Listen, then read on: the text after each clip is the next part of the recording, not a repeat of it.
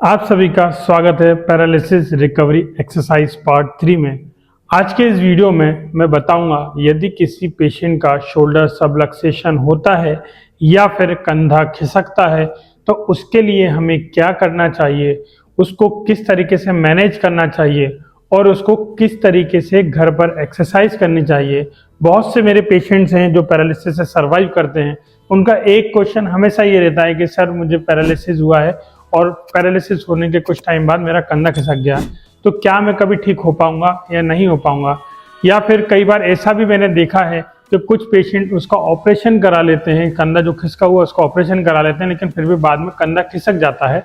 आखिर इसका कारण क्या है, किस कारण से ये होता है, इसको किस तरीके से हम ठीक कर सकते हैं, आज के इस वीडियो में मैं इसी टॉपिक के ऊपर बात करूंगा। इन्हीं के ऊपर एक्सरसाइज बताऊंगा और आपको ये सारी जानकारी दूंगा आखिर ये होता क्यों है और कौन सी मसल में इसका इन्वॉल्वमेंट ज़्यादा होता है, कौन सी ऐसी मसल्स हैं जो शोल्डर को ग्रिप करने का या पकड़ने का काम करती है, जिस पर हम काम करें या फिर जिसकी हम एक्सरसाइज करें ताकि हमारी ये जो प्रॉब्लम है वो ख़त्म हो सके। तो चलिए वीडियो की ओर आगे बढ़ते हैं। हमने इससे पहले भी पैरालिसिस के ऊपर एक्सरसाइज की वीडियोस बनाई हैं, यदि आपने वो नहीं देखी हैं तो जाकर देखिए। पार्ट 1 से हमने शुरुआत की है जहाँ पर हमने शोल्डर की एक्सरसाइज के बारे में वीडियोस बनाई हैं। तो ये पार्ट 3 है, तो वीडियो को ज़्यादा से ज़्यादा शेयर कीजिए, सब्सक्राइब कीजिए और लाइक कीजिए ताकि हमें इसी के ऊपर वीडियो बनाने का और मौका मिले, हम मोटिवेट हों ताकि पैरालिसिस से रिलेटेड ये जो सीरीज चल रही है ये कंटिन्यू रहे। तो चलिए वीडियो की ओर आगे बढ़ते हैं। तो वीडियो में आगे बढ़ने से पहले सबसे पहले आपका ये जानना ज़रूरी है कि शोल्डर सबलक्सेशन होता क्या है और ये होता क्यों है। बहुत से पेशेंट मुझसे बोलते हैं कि सर ये मेरा तो कंधा खिसक गया है, क्या मैं कभी वापस उसको वापस लेके आ पाऊंगा, या फिर ये होता क्यों है और इसको हम किस तरीके से ठीक कर सकते हैं, वो जो कि मैं आपको आगे बताऊंगा। तो सबसे पहले ये समझिए कंधा खिसकना होता क्या है, लोग ऐसा क्यों बोलते हैं कि मेरा कंधा खिसक गया। देखिए हमारी जो शोल्डर की मसल है, जैसे कि आप देख पा रहे हैं यहाँ मेरे मॉडल है, यदि आप देख पा रहे हैं तो इनमें किसी प्रकार का कोई गैप नहीं है। क्यों? क्योंकि ये मसल नॉर्मल है। नॉर्मल मतलब इस मसल के अंदर पैरालाइज नहीं हुए। ठीक है। क्या होता है जब ब्रेन स्ट्रोक होता है या फिर हेमरेजिक स्ट्रोक होता है या फिर पैरालिसिस का किसी को अटैक आता है तो हमारी मसल पैरालाइज हो जाती है। उसमें से कुछ मसल्स ऐसी होती हैं जो हमारे शोल्डर को स्टेबिलिटी देने का काम करती है या फिर पकड़ने का काम करती है। जब पेशेंट को पैरालाइज होता है तो वो मसल क्या होती है, पैरालाइज हो जाती है या फिर बहुत ही ज़्यादा वीक हो जाती है, जिसके कारण जो वो कंधे को पकड़ी हुई होती है वो छोड़ देती है। ठीक है। अब ये समझिएगा, खिसकना एक अलग चीज़ होती है और मसल वीकनेस एक अलग चीज़ होती है। कई पेशेंट का ऐसा होता है कि बहुत लंबे टाइम तक पैरालिसिस का ट्रीटमेंट नहीं मिलता, जिसके कारण वो जो मसल पैरालाइज हो पैरालाइज ही रह जाती है। ठीक है। वो एक अलग कंडीशन है। लेकिन क्या होता है, जैसे बहुत लंबे टाइम तक किसी पेशेंट को यदि एक जगह से दूसरी जगह ले जाना पड़ता है तो पेशेंट क्या करते हैं, पेशेंट के जो अटेंडर होते हैं वो कंधे से पकड़ कर उठाने लगते हैं। ठीक है। आपने देखा होगा क्या करते हैं, यदि कोई पेशेंट बहुत लंबे टाइम तक पैरालाइज्ड होता है या फिर बेड पर लेटा रहता है या फिर किसी पर डिपेंड होता है तो उसके फैमिली मेंबर्स यहाँ से पकड़कर उठाना उसका शुरू कर देते हैं ताकि पेशेंट गिरे ना। जो कि वो सोचते हैं अपनी जगह सही सोचते हैं, लेकिन ये जो करने का तरीका है वो आपका शोल्डर को डिसलोकेट करता है। ठीक है। एक कंडीशन वो जिसके अंदर आपकी मसल्स वीक हो गई हैं या फिर पैरालाइज हो गई हैं, जिसके कारण वो ठीक से जॉइंट्स को स्टेबिलिटी नहीं दे पा रही या फिर पकड़ नहीं पा रही। एक हो रहा है जो आपके फैमिली मेंबर्स या फिर किसी झटके के कारण या फिर गिरने के कारण आपका शोल्डर उस हड्डी को छोड़कर दूसरे की ओर खिसक गया है। तो ये समझिएगा, दोनों चीजें बहुत अंतर है। ठीक है। अब मैं आपको बताता हूं कि यदि आपको मसल वीकनेस के कारण या फिर शोल्डर वीकनेस के कारण यदि आपको जो आपका कंधा यदि खिसकता है तो उसको आप किस तरीके से पहचानेंगे, या फिर शोल्डर डिसलोकेट हो गया तो आप उसको किस तरीके से पहचानेंगे। देखिए यदि आपका पेशेंट पैरालाइज है 2 महीने 4 महीने 6 महीने भले 1 साल, ठीक है, उससे कोई मैटर नहीं करता। सबसे पहले आप क्या करेंगे, पेशेंट को लेटाएंगे या फिर बिठाएंगे, जैसे आप कंफर्टेबल रहे, पेशेंट आपको कंफर्टेबल रहे वैसे रखिएगा। ठीक है। एक हाथ आप रखेंगे कंधे की ओर, दूसरा हाथ रखेंगे कोहनी की ओर, कोहनी की ओर ऊपर करके आप इस तरीके से लेके जाएंगे। ठीक है। अब ये बात समझिएगा जो मैं आपको बोल रहा हूँ। ठीक है। अब क्या होगा, यदि मसल बहुत ही ज्यादा वीक होगी तो कंधा आपका क्या है पूरी तरीके से ऊपर चला जाएगा, लेकिन पेशेंट खुद से नहीं कर पाएगा, ये आपके अटेंडर या फिर जो भी सपोर्ट कर रहा होगा उसकी मदद से होगा। ठीक है। अब ये समझिएगा जो मैं आपको समझा रहा हूँ अच्छे से। यदि आपके पेशेंट की मसल बहुत ही ज़्यादा वीक होगी तो वो शोल्डर को पकड़ नहीं पाएगी, उसके लिए आपको कैसे पता करना है, उसको किस तरीके से पता करना है, आपको एक हाथ कंधे पर रखना है, दूसरा हाथ कोहनी की ओर रखना है और अब इस हाथ से क्या है, इसको ऊपर की ओर लेके जाना है। ठीक है, अब क्या होगा, ये ऊपर की ओर चला जाएगा। ठीक है, क्यों जा रहा है, क्योंकि हड्डी अपनी जगह पर है। ठीक है, हड्डी रोटेट कर रही है, अपनी जगह पर है। अब क्या होगा, ये तो हो गया आपका नॉर्मल जो मसल वीकनेस के कारण होगा। अब क्या, जैसे किसी का शोल्डर डिसलोकेट होता है तो वो इसको है ना यहां तक भी नहीं उठा पाएगा, उसको इतना ज्यादा सीवियर पेन होगा कि वो अपने हाथ को इससे ऊपर भी नहीं उठा पाएगा और वो छोड़ देगा। ठीक है, तो ये होता है आपका शोल्डर डिसलोकेट, या फिर उसको हल्का सा ऐसा झटका भी लग जाएगा तो भी वो दर्द उसका बहुत ही ज्यादा सीवियर रहेगा। तो ऐसी कंडीशन बहुत ही कम देखी जाती है पैरालिसिस पेशेंट के अंदर। ये तभी देखी जाती है जब उनके कोई फैमिली मेंबर के कारण कोई झटका लगा हो, या पेशेंट गिर गया हो, या फिर गलत एक्सरसाइज या फिर झटके से बहुत तेजी से एक्सरसाइज या फिर वेगरस एक्सरसाइज कराई जाती है, तब ऐसा देखा गया है। ठीक है, मेरी बात समझ में आया आपको? अब मैं आपको बताता हूं कि इसके अंदर कौन कौन सी मसल्स का इन्वॉल्वमेंट सबसे ज्यादा होता है और हमें उसके लिए कौन सी एक्सरसाइज करनी चाहिए। ठीक है, देखिए, शोल्डर के लिए सबसे मेन मसल जो मानी जाती है, जो आपके शोल्डर को स्टेबिलिटी भी देता है, एक स्ट्रक्चर भी देता है और पावर भी देता है, वो होती है हमारी डेल्टॉइड मसल, जो कि आपके इस एरिया में प्रेजेंट होती है, जैसे कि आप देख पा रहे हैं। ठीक है, ये होता है हमारा एरिया, डेल्टॉइड का एरिया। इसमें क्या करता है, ये डेल्टॉइड मसल आपकी मसल्स को, आपके जॉइंट्स को स्टेबल करने का काम करता है। दूसरी होती है हमारी रोटेटर कफ मसल, जिसके अंदर सुप्रास्पाइनेटस, यानी यहाँ की जो मसल्स हैं ये वाली, इन मसल्स का इन्वॉल्वमेंट होता है। सुप्रास्पाइनेटस, इंफ्रास्पाइनेटस, टेरिस माइनर और टेरिस मेजर। तो इसके अंदर बेसिकली 4 मसल्स होती हैं जिसको रोटेटर कफ मसल बोला जाता है, जिसे बोला, जो कि आपकी बैक साइड में प्रेजेंट होती है। ये क्या करती है, आपके शोल्डर को स्टेबलाइज करने का काम करती है, जिसका नाम है supraspinatus, infraspinatus, teres minor muscle और सबस्कैपुलरिस मसल। ये 4 मसल ऐसी होती हैं जो रोटेटर कफ कहलाती हैं और आपको शोल्डर को स्टेबिलिटी देने का भी काम करती है। और जो कि पहले मैंने मसल्स बता दी, वो कि डेल्टॉइड, जो कि सबसे इंपॉर्टेंट रोल प्ले करती है हमारी शोल्डर की स्टेबिलिटी के लिए। अब क्या होता है, हर पेशेंट के अंदर उनकी कंडीशन के हिसाब से अलग अलग क्राइटेरियाज होते हैं। एक होगा जो पेशेंट क्या होगा, अपने हाथ को यहां तक उठा पा रहा है लेकिन छोड़ दे रहा है। ठीक है, या फिर वो थोड़ा सा ऊपर उठाता है तो दर्द होने लगता है। ठीक है, ऐसा क्यों होता है वो भी मैं बता देता हूँ आगे। ठीक है, तो सबसे पहले ये समझिए आप, ये मसल्स हैं आपकी, ये आपके शोल्डर को स्टेबल करने का काम करती हैं। यदि आप शोल्डर की मसल को स्ट्रेंथ करेंगे तो आपका कंधा भी मजबूत होगा और आपके चाहे दर्द हो, ठीक है, चाहे वीकनेस हो, ये सब खत्म हो जाएगा। ठीक, तो मुझे किस पे मसल पे काम करना है, डेल्टॉइड और रोटेटर कफ मसल्स पे काम करना है, ताकि मेरे शोल्डर की स्टेबिलिटी बनी रहे। ठीक है ना, तो चलिए शुरू करते हैं हम अपनी एक्सरसाइज की ओर, कि हमें उसको किस तरीके से एक्सरसाइज करनी है ताकि हमारी जो शोल्डर की जो मसल वीक है उसको हम थोड़ा स्ट्रेंथ कर पाए।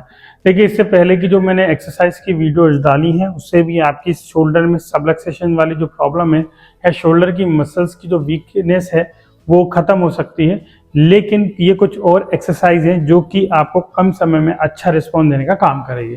ठीक है, इसके लिए मुझे क्या करना है, सबसे पहले ये चेक करना है कि जब मैं हाथ को ऊपर लेके जा रहा हूँ तो पेशेंट को बहुत ज्यादा दर्द तो नहीं हो रहा है। ठीक है, सबसे पहले ये देखिए, 2 चीजें होंगी, या तो पेशेंट को मैं लेके जाऊंगा, यहाँ से लेके जाऊंगा तो बिल्कुल एंड में दर्द होगा, ये पहली कंडीशन। दूसरी क्या होगी, यदि पेशेंट को यहाँ तक ले जाने में भी दर्द हो रहा है तो उस कंडीशन में मुझे क्या करना है।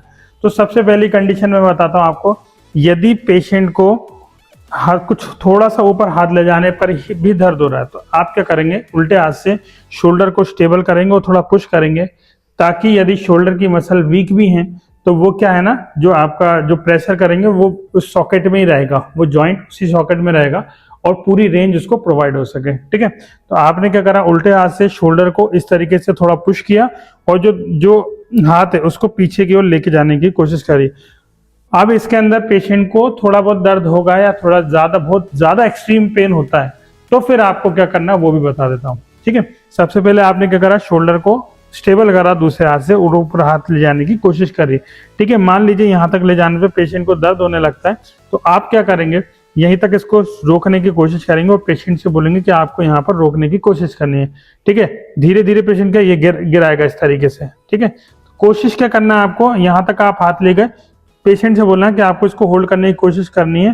जैसे मान के चलिए पेशेंट यहाँ 2 सेकंड होल्ड करा फिर छोड़ दिया, ठीक है, फिर से आपको रोकना है, फिर पेशेंट होल्ड करा 2 सेकंड फिर छोड़ दिया, इस तरीके से पेशेंट करेगा तो इसकी डेल्टोइड की मसल एक्टिवेट होगी, ठीक है। अब इसको आपको रेपिटेशंस को बढ़ाना है। फिर से मैं बता देता हूँ किस तरीके से परफॉर्म करना है। देखिए, यदि पेशेंट को यहाँ से लेके यहाँ तक हाथ ले जाने में बहुत ज्यादा दर्द हो रहा है तो आपको ने क्या करा, शोल्डर को स्टेबल करा। शोल्डर को स्टेबल करने के बाद आप क्या करेंगे, हाथ को ऊपर की ओर लेके जाएंगे। अब मान के चलिए पेशेंट का हाथ यहाँ तक जा रहा है, ठीक है, अब यहाँ तक जा रहा है। अब आप क्या करेंगे, पेशेंट से बोलेंगे कि यहाँ तक होल्ड करने की कोशिश करें, मतलब यहाँ पे रोकने की कोशिश करें, ठीक है। जैसे मान के चलिए हाथ पेशेंट का हाथ है, मैंने हाथ छोड़ा तो 2 से ये कुछ सेकंड तक होल्ड करा, फिर मैंने उसको पकड़ लिया, ठीक है, फिर कुछ सेकंड होल्ड करा, फिर पेशेंट छोड़ देगा। ये कंडीशन हो सकती है। इसको आपको रेपिटेशन करना है, कम से कम 15 से शुरुआत करना है। पेशेंट हो सकता है 5 में थक जाए, 6 में थक जाए, 7 में थक जाए, लेकिन आप जितना भी पेशेंट आपका कर सकता है उतना आप कराइएगा, ठीक है। फिर नेक्स्ट में क्या होता है, यदि पेशेंट हाथ को पीछे की ओर लेके जा पा रहा है और यहाँ पर आने के बाद दर्द हो रहा है, उस कंडीशन में हम क्या करेंगे, उस कंडीशन में आपका क्या होगा, सबसे पहले आप ये देखेंगे कि कहीं यहाँ पर बहुत ज्यादा जकड़न तो नहीं है, मसल बहुत ज्यादा टाइट तो नहीं हो रही है, ऐसा तो नहीं हो रहा है कि मसल की लेंथ कम हो रही है या मसल शॉर्टनिंग हो रही है जिसके कारण पेशेंट जब हाथ को पीछे लेके जा रहा है तो बहुत ही ज्यादा दर्द हो रहा है। तो आप क्या करेंगे, आप हल्के हाथ से इस वाले एरिया में थोड़ा सा मसाज करेंगे। बहुत हल्के हाथ से करेंगे, हार्ड हाथ से मत कीजिएगा, हल्के हाथ से बिल्कुल इस तरीके से, ताकि उसके अंदर थोड़ा ब्लड सर्कुलेशन बढ़े। यदि आप हार्ड हाथ से करेंगे, बहुत तेजी से करेंगे तो उसके अंदर स्वेलिंग भी बढ़ जाएगी और साथ ही साथ पेन बढ़ जाएगा।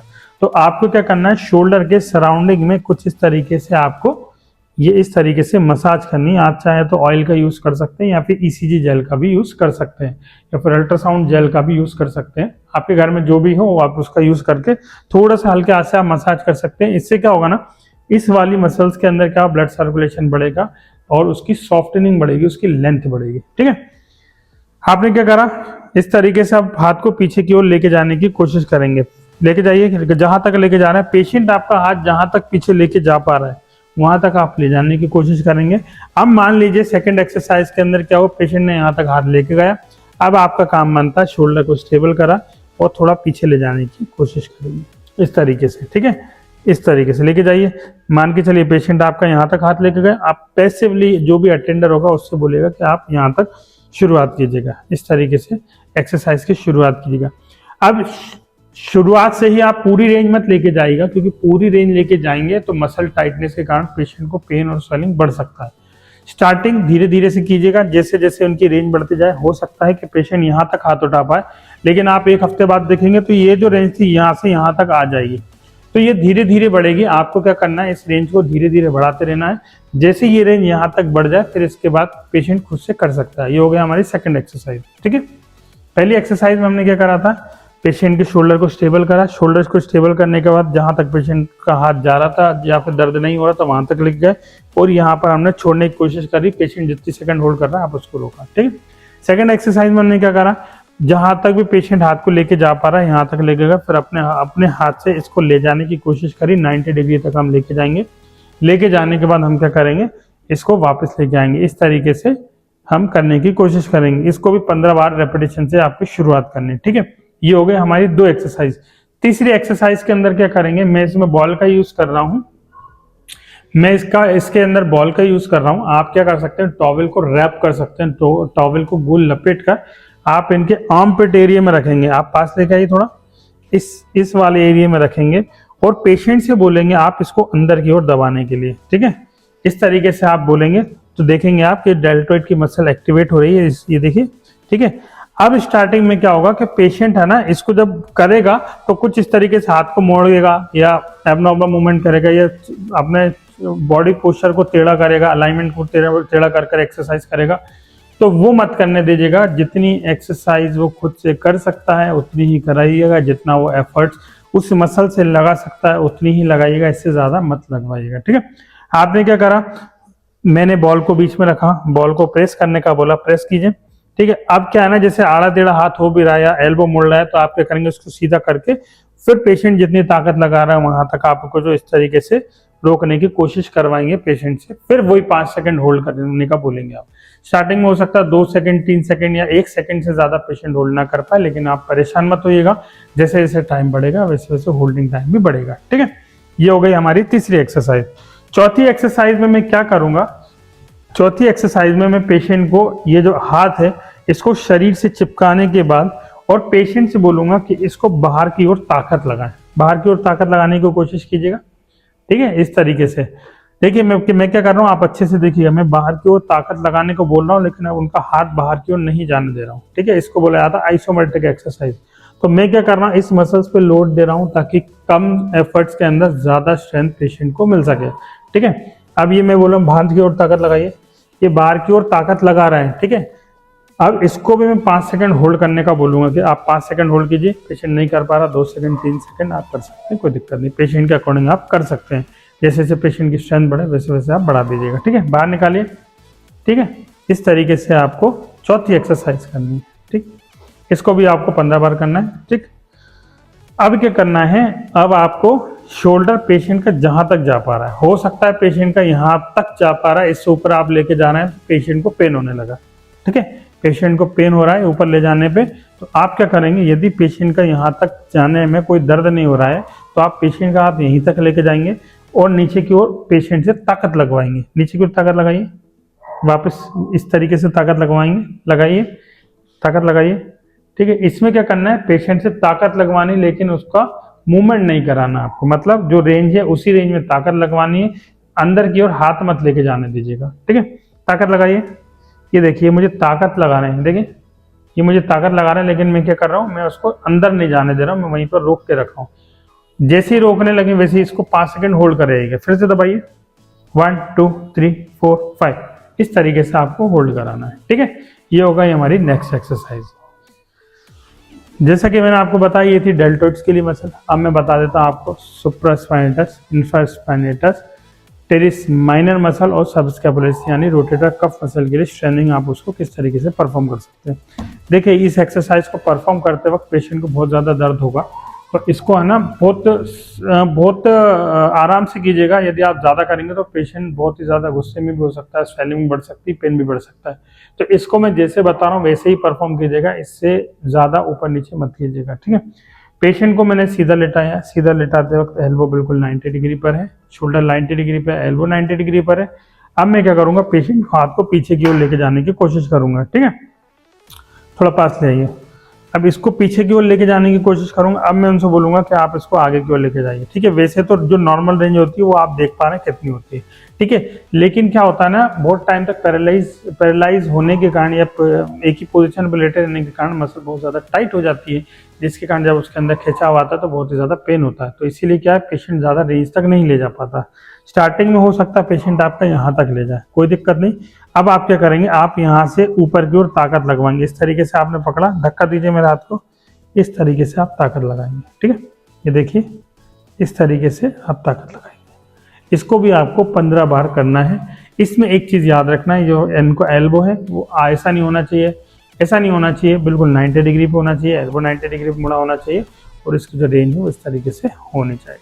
ठीक है, मेरा दूसरा हाथ एल्बो पर आप देख सकते हैं स्टेबिलिटी के लिए। ये देखिए, कोई भी जहां तक पेशेंट को पेन हो सकता है पेशेंट इतने में दर्द फील करने लगे, तो आप क्या करेंगे, यहीं से आप इस रेंज को बढ़ा दीजिए। जैसे जैसे आप करते जाएं वैसे वैसे धीरे धीरे एक इंच की आप रेंज बढ़ाते जाएं, आपको रिजल्ट देखने को मिलेगा। ठीक है, अब नेक्स्ट आता है हमारा ये वाली एक्सरसाइज। ठीक है, इंटरनल रोटेशन। इंटरनल रोटेशन में भी सेम यही कहानी है, इसके अंदर बहुत ज्यादा पेन नहीं होता पेशेंट को। ठीक है, इसके अंदर क्या करना है, आपने एक हाथ शोल्डर की ओर रखेंगे, दूसरा हाथ कहाँ पर रखेंगे, रिस्ट के लेवल पर। एल्बो 90 डिग्री पे मुड़ा हुआ है, शोल्डर 90 डिग्री पे मुड़ा हुआ है, देख पा रहे हैं हम, शोल्डर का 90 डिग्री, एल्बो का 90 डिग्री, इस तरीके से आपका मुड़ा हुआ है। आप पेशेंट से बोलेंगे ऊपर उठाने को, उठाइए, इस तरीके से आप ऊपर उठवाएंगे। ये देखिए, जो ये आपका ये सीधा वाला हाथ है, आप इसके अंदर मूवमेंट को फील कर सकते हैं, उससे आपको फील होगा कि कहाँ पर मूवमेंट और कितना हो रहा है। ठीक है, इसको भी आपको एटलीस्ट एक दिन में कम से कम 15 बार करना है। तो ये थी कुछ बेसिक सी शोल्डर सबलक्सेशन के लिए एक्सरसाइज या फिर शोल्डर की मसल की वीकनेस के लिए एक्सरसाइज, जिसको पैरालिसिस पेशेंट घर पर कर सकता है। हर पेशेंट के अकॉर्डिंग ट्रीटमेंट प्रोटोकॉल अलग सेट होता है। ये मैं ऐसी एक्सरसाइज बता रहा हूँ जो पैरालिसिस पेशेंट, हर पैरालिसिस पेशेंट घर पर कर सकता है, भले फायदा हो या ना हो लेकिन नुकसान उनका नहीं होगा। ठीक है, ये दिखने में बहुत ही सिंपल सी और बेसिक सी एक्सरसाइज लगती है, लेकिन जब इसका रिजल्ट आता है तो आप बोलेंगे यार ये मैंने पहले क्यों नहीं करा। तो ये मेरा एक्सपीरियंस है, ये मेरे पेशेंट पे किया हुआ है। ऐसी ट्रीटमेंट प्रोटोकॉल्स हैं जिसके अंदर कम समय में बहुत ही अच्छे पेशेंट को रिजल्ट आता है। तो यदि आपको ये वीडियो पसंद आई हो तो आप हमारे चैनल को लाइक शेयर सब्सक्राइब जरूर कीजिएगा, ज़्यादा से ज़्यादा कमेंट और ज़्यादा से ज़्यादा शेयर कीजिएगा, ताकि हमें भी वीडियोस के लिए मोटिवेशन मिलता रहे और हम आपके लिए इसी तरीके की वीडियोस बनाते रहें, इस सीरीज़ को कंटिन्यूस रखते रहें। यदि आप हमसे ट्रीटमेंट लेना चाहते हैं तो आप हमारे सेंटर पर भी विजिट कर सकते हैं। हमारे सेंटर 2 जगह पर हैं एटलीस्ट एट प्रेजेंट, एक है हमारा भोपाल में और दूसरा है हमारा लखनऊ में। दोनों ब्रांच हमारी अभी अवेलेबल खुली हुई हैं, ओपन है, वहाँ पर जाकर आप रह सकते हैं, ट्रीटमेंट ले सकते हैं। एक दिन में हम लोग 2 टाइम ट्रीटमेंट प्रोवाइड कराते हैं, वहीं पर आपका रहना और खाना होता है। ठीक है, अभी नेक्स्ट हमारी ब्रांच पुणे में आने वाली है, तो जो भी हमारे पुणे या महाराष्ट्र के पेशेंट हैं कमेंट बॉक्स में ज़रूर लिखिएगा, और कौन कौन इस वीडियो को कहाँ से देख रहा है उसको ज़रूर लिखिएगा, ताकि हमें ये पता चल सके कि हमारी वीडियो कहाँ तक पहुँची और हमें कौन देख रहा है। तो चलिए सर, वीडियो को यहीं ख़त्म करता हूँ, मिलते हैं हमारे नेक्स्ट एपिसोड में। धन्यवाद।